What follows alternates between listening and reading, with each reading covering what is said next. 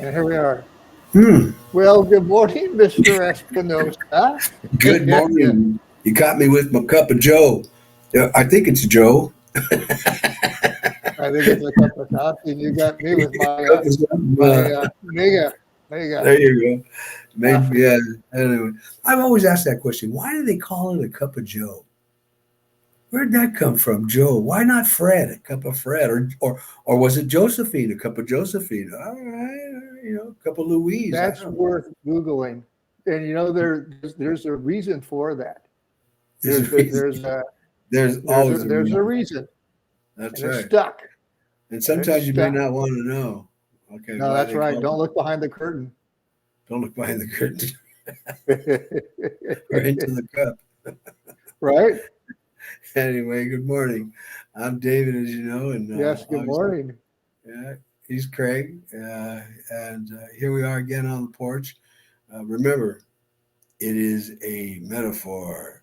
The porch is a metaphor for two guys bullshitting and not caring, supposedly. We care, but the other part, we may just be bullshitting. I'm sorry. I'm sorry.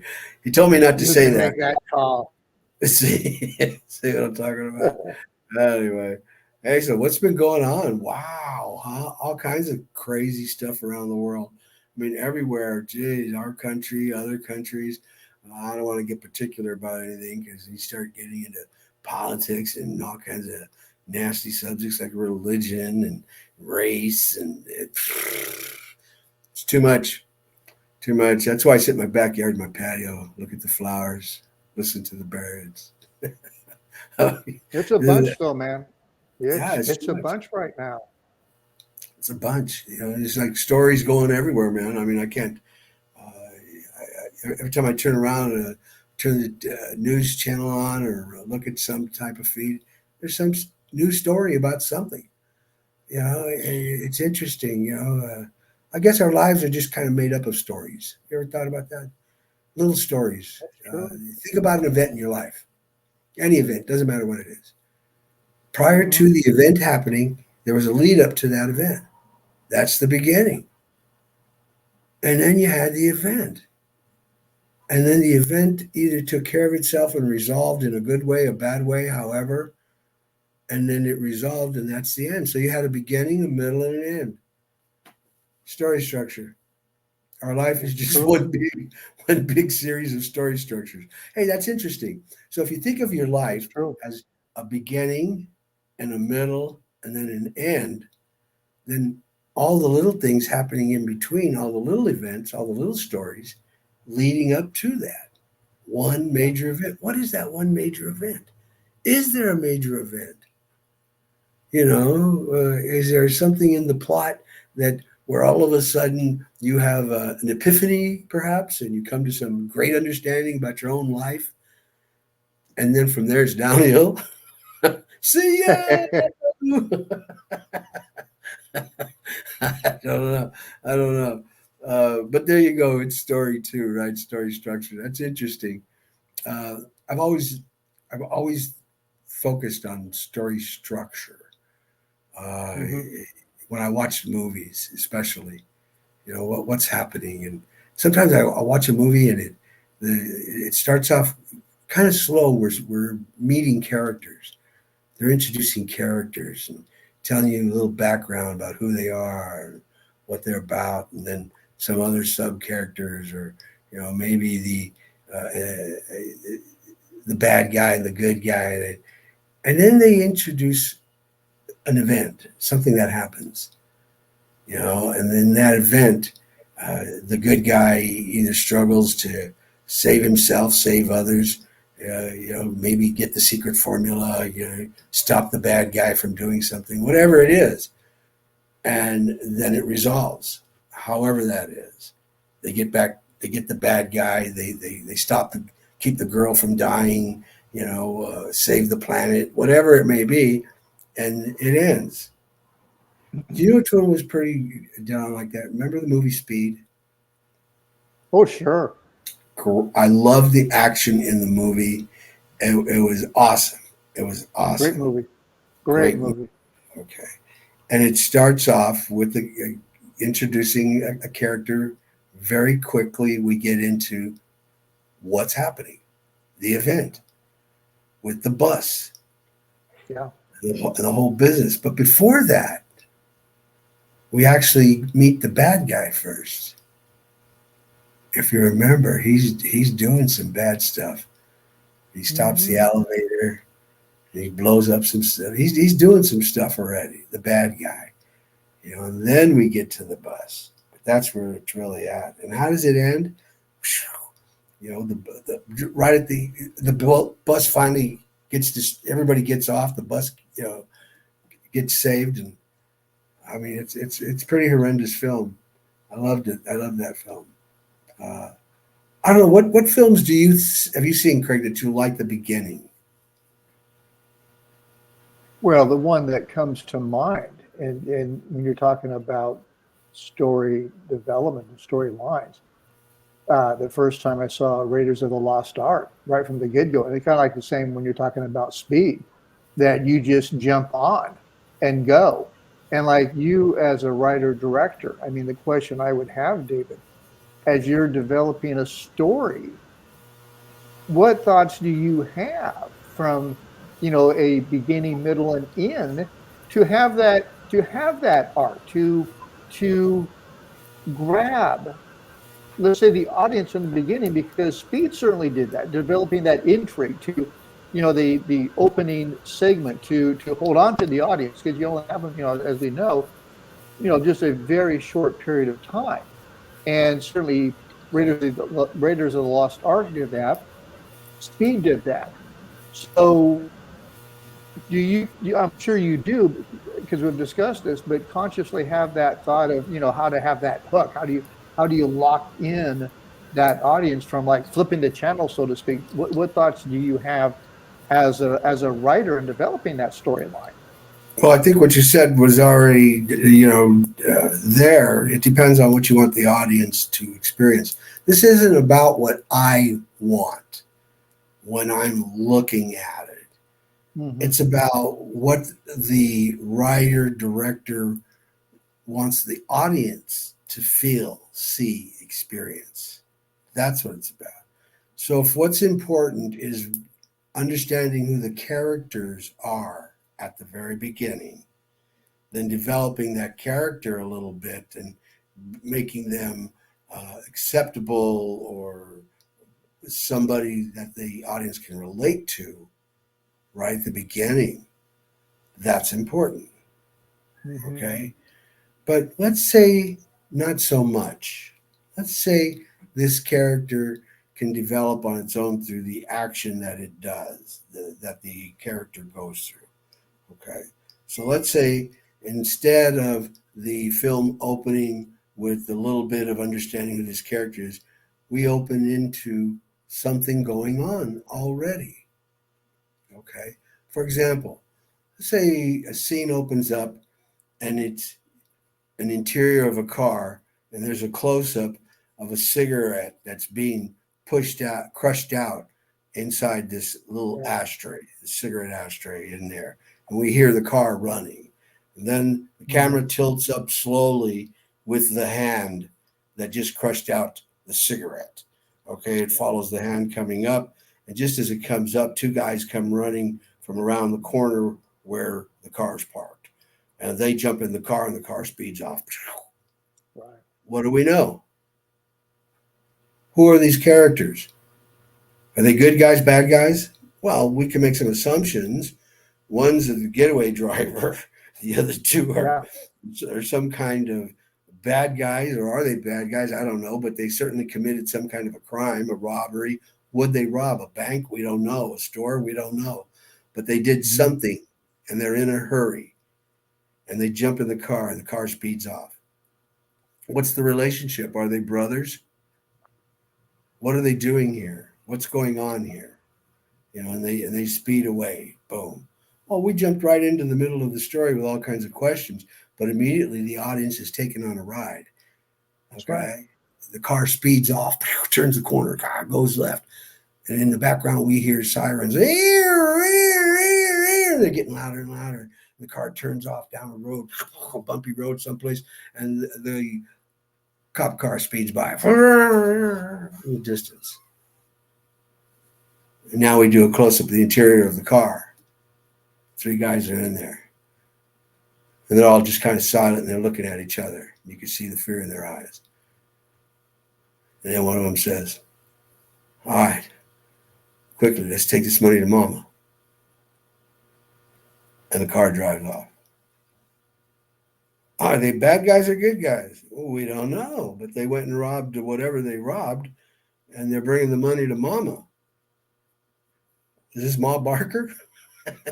Yeah. If it's Ma Barker, the whole family's shot. But maybe not. That's right. There was That's right. movie. Yeah, exactly. Hell or High Water. Right? Jeff Bridges. Good movie. Mr. Really Pine. good movie. Yep. Yeah. Chris Pine. Right. Chris Pine. And what were they doing? Robbing banks to save mama and the property. Yeah. Anti-heroes. Yeah. So how do we begin a movie? How do we begin a story? Right? Recently, I've been just focusing on the concept of late arrival, early exit. What does that mean? Mm-hmm. Well, late arrival. Okay, we didn't show, as I gave the example of the cigarette butt being put out in the ashtray, and then we went from there. The car had already been sitting there for a while. The crime had already been committed. We didn't see any of that. They had already showed up and decided they were going to do that, prepped it for this, obviously. We didn't see any of that. We showed up late, right into the middle, right into the end of what their act was. They went in and robbed and did whatever and came, and we saw where they're speeding off. Late arrival. Boom. Okay. And then we take this whole thing straight down the street like we did, pull off to an empty road, let the cops speed by, and we see them, get a caught of them. We get one sentence. Let's take this to mama. Yeah. And it's exit from there. Next scene, mama's making dinner for everybody. They're all sitting at the table eating fried chicken. So, okay, again, we left the past scene early. Before we explained more about what was going on, and have the conversation about, okay, we got to go do this. Remember the plan? That's right. We didn't do any of that. That's right. So, late arrival, early exit. Boom. Again, when we get to the dinner, we didn't show them prepping for dinner or talking about the money or anything with mama. Boom. We show a happy scene of them having dinner and mama serving up plates for everybody. So, Right. What do those scenes tell us? Just those two back to back. What does the audience get from that? Well, we know that these boys went and committed some kind of a crime, brought the money home to mama. Mama's happy, made dinner for everybody. And you still at this point, and let's say this, you still haven't introduced yet what the money is for. Absolutely right. We still haven't said what it's about. We know mama got the money. That's right. And so maybe now at the dinner table, one of the people sitting there, and let's say it's one of the younger ones, a 12-year-old, a little girl, or a little boy, it doesn't really matter. But let's say a younger one says, so mama, are we going to move or are we going to be able to pay the taxes? Are you going to pay the tax man? Or something to that nature. Make the payment, whatever. And mama stops, looks around to the boys. The boys look at mama back. And of course, the camera's going close ups to each face, right? Bam, bam, back and forth to mama. Mama gives a smile and she says, no, honey, I think we got that taken care of. Boom. Yeah. Look what's been said. Look what we know. Yeah. We've introduced to these characters. We know a lot about these characters now. We know the boys went and committed these crimes. Hell or high water, they'll Right. do anything to save mama and to save the situation. Bing, bing, bing. Yeah. You know, and it's the family home. It's a noble reason, a noble cause. Nobody likes them revenuers anyway. Yeah. So, Yeah. but story structure. Getting back to that, you know, yeah, that's what we're talking about here. You know, how do you begin something? You know, one of the things I think Hmm. that's most important if you're writing is to know where you're going. For example, let's say you're taking a trip. You want to go to Denver. Now, we happen to be in California, Craig and I both. I live in Hmm. Northern California and he's in Southern California. We have big porches. Anyway, Yeah. uh, how do we get to Denver? Well, for me, I could take the northern route because I'm up here already. Craig, he's down there. He could take the southern route. Simple as that. Now, I could fly. He could fly. We could both take buses. Hey, we could both drive. Ooh, we could take motorcycles, hitchhike, walk it if we had to. God help us both. They'd find us, we'd be roadkill. Yeah. That's for sure. But nonetheless, there's many ways to get to Denver. So my point is, in a story, especially when you're looking at what you want to achieve, you have to first see the end of the story. How do you want the story to end? Do you want the Hmm. good guy to win and get the girl, get the secret formula, save the earth? What do you want? Then now you know the beginning can be anywhere. So it's how that person gets or does not get what they want that creates the story. Pardon me. Bless you. You can tell we're live. I couldn't help Unedited. it. There you go. I'm allergic to myself sometimes. Anyway, anyway, you get the idea. Their story is about how the hero gets or does not get what they want and how Yeah. it evolves itself. Now, some stories based on true facts already are there. Like, take, for example, as simple as it is, anybody's birthday. Let's say there was a birthday party. Well, we have a beginning, the preparation for the birthday, whether they tell you or not. That changes things. And then we have leading right up to the birthday itself. And then, of course, what? The blowing of the candles, the singing of the Hmm. happy birthday, the opening of the presents, the resolution, and then the cutting and the eating of the cake. And then everybody goes home, unless it's a Mexican birthday party. Then it's let's go outside and beat up the piñata, break out the cake, let's have some beers. Órale. It Now that changes. now that's a good birthday party. There you go. There you go. That's a birthday party.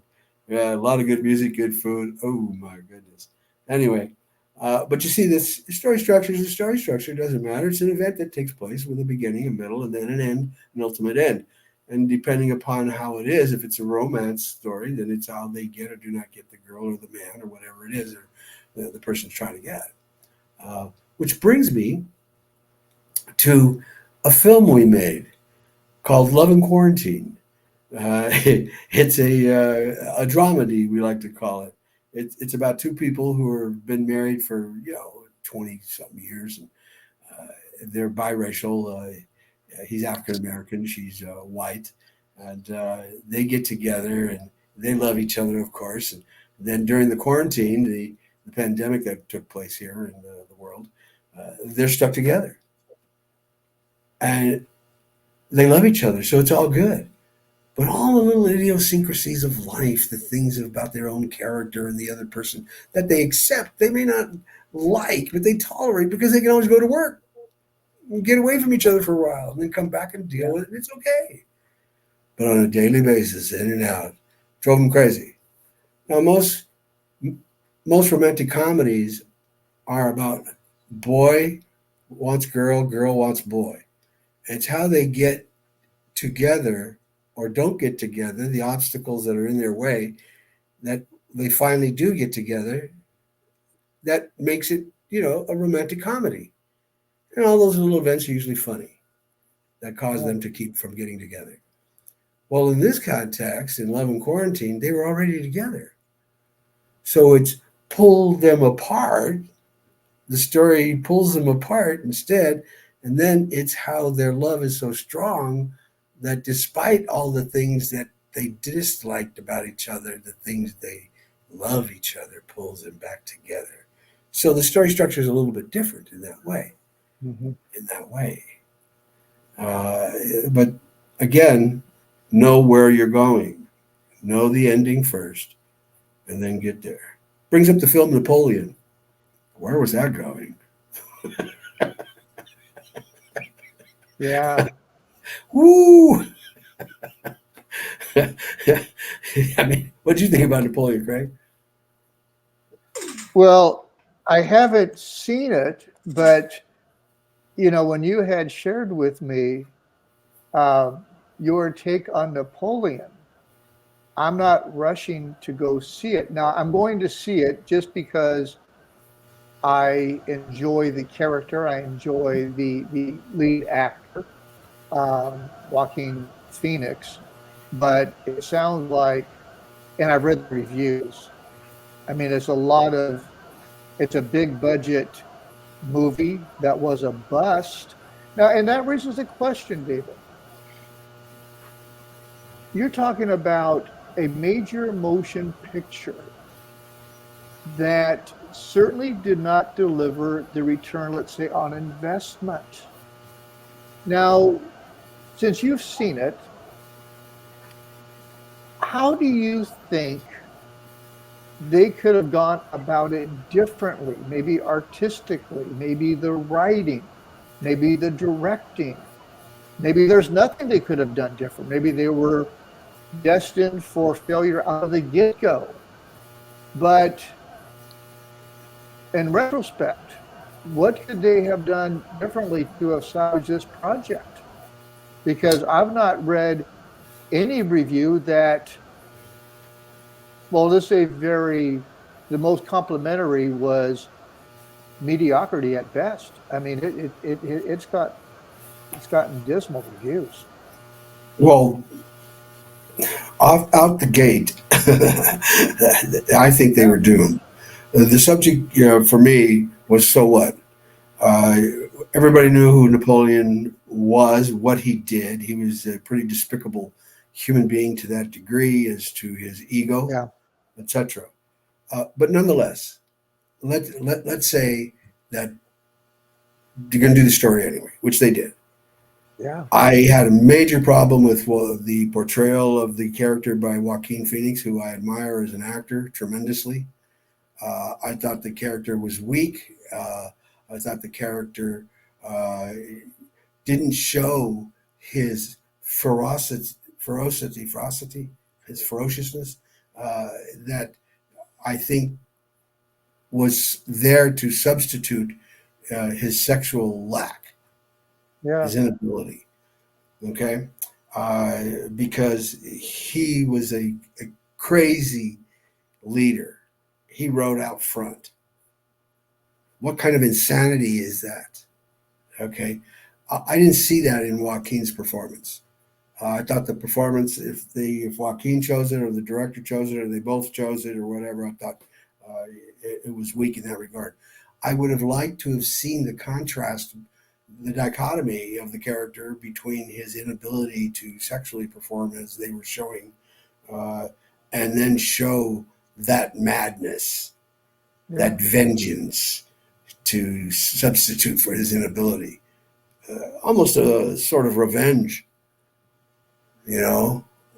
I didn't yeah, see it. He seemed to be very placid in his performance as a general, uh, and the real Napoleon. I think the reason they followed him is because they saw the craziness. This guy jumped on his horse and went out front. That's not with a "let's go get him, guys." Yeah. No. There's a madness in there. There's an Right. insanity that a Right. leader possesses for others to feel that energy and follow them. There's no way it can be Well, David, done. if I may, not to cut you off, it sounds like what I'm picking up what you're saying is where in filmmaking where you have opposites that as he performed in the bedroom where his lack of male prowess in the bedroom, the opposite is charging into battle, this insanity on his horse, and I'm going to making up for it in his gallantry on the battlefield, this insanity where the complete opposite from which I think I'm hearing you're saying, he was just flaccid no matter what he did. Like, let's go get him, guys. And so there wasn't that opposite personality in him. And so the whole film is just like, ah, Well, let's even make it the metaphor that they were trying to draw, I think, between the character, and that is, and he spearheaded his army, but he couldn't spearhead his wife. nah, I know I'm being a bit cheap there, but that's what they're. I mean, come on, look at it as a whole. Remember, films are metaphors oftentimes, even though they're telling the truth about an historical event. yeah, We can look at a lot of films. Take, for example, let's talk about an historical event, Salem witch trials. Okay, I won't spend a lot of time on this, but the Salem witch trials are basically a beginning, a middle, and an end. But what caused the beginning? We know what the middle was and the ending, what went on. But what caused the beginning? Because that's really what's most important. It's just like Napoleon. What caused him to charge out front? His lack of sexual prowess, his wanting to prove his masculinity. So he yeah, got at the head of the army, pun intended, and charged forward. Now, Salem witch trials and all this business, okay, the impetus there was driven by a need for power. The political atmosphere at the time was so driven by the need for power religiously, because religion at the time governed the society. They were the government. Religion governed. The pastors, the ministers, whoever it was, they were the ones in power. They controlled the power. And in these communities, they were against a lot of time. They were having a lot of friction between each other in these local communities about that. And unfortunately, one person thought it would be a good idea based on vengeance, on revenge, to accuse somebody of something false, being a witch. Now, why did everybody go for it? Well, there was a power to be sought in the accusation against the others and a control, but it got out of hand. But there was a beginning, the accusations, etc. yeah. Then there was a big middle, all the trials and everything, and then we had subsequent endings, hangings, one burning, I believe, stonings, imprisonment, several hangings, though, and deaths. And it finally resolved itself, but it took quite a while, and it was years later when the confession put forth by Ann Putnam Jr., who confessed that it was all a lie. She was the primary accuser in that whole process. But again, a beginning, a middle, and an end. And Yeah. I think, looking on history, getting back to Napoleon, we knew what the end was. It was a dismal end. So Yes. everybody, there was no triumphant ending here. There was nothing Yeah. in the film itself. The storyline was, who cares? I mean, everybody knows the storyline, and that's what they said at the very beginning. Why that thing was dead in the water 50 years ago? They tried this once before. Yeah. So what made them think they could do it better? And Yeah. they've been asking. I hear a lot about all these remakes, right? There's one film I don't think they could remake to any satisfactory condition whatsoever. Little Big Man with Dustin Hoffman. Oh, sure. I mean, from the very beginning where he played the old man, he did all that makeup on the old guy. remember General George Armstrong Custer. I mean, through the entire film, all the different characters he portrayed and everything he did. I mean, Yeah. they could never recreate that film. No. What do you think of sequels, or pardon me, not sequels, but what do you think of when they remake films? What do I think? Yeah. Oh, leave them alone. I'll put it this way. I mean, seriously, when you think of a remake, I think my first thought always is financial. They're doing it for a reason. The studio is just looking to make money. Um, just leave it alone, man. Just leave it be. Um, Little Big Man, just leave it alone. One and done. Just one and done. And when you try to franchise certain films, um, I think it's a mistake. That's just me. Otherwise, you take the original and you lessen its value. I'm not big on remakes. I have never been. Um, I think you cheapen the original. I've always felt like that. That's just me. And Napoleon is proof in the pudding. Okay. Well, and And that's like we all have an understanding about Napoleon. So how are you going to bake this cake differently? I don't You know, know? man. I have to agree with you. But as the stories go, everything has a beginning, a middle, and an end. And Yeah. unfortunately, here we are at our end. We had a beginning and some kind of a middle, and now we're at an end. And once again, but it was good talking to you folks. Hope to see you Yes. again. And I'm Dave. And I'm He's Craig. Craig. Was he that way? I This don't know. way. Thank And you this so has been much. Porch Talk. Yes. Porch Talk. Have a great Take care, day. everybody. Have a Peace. great rest of your day.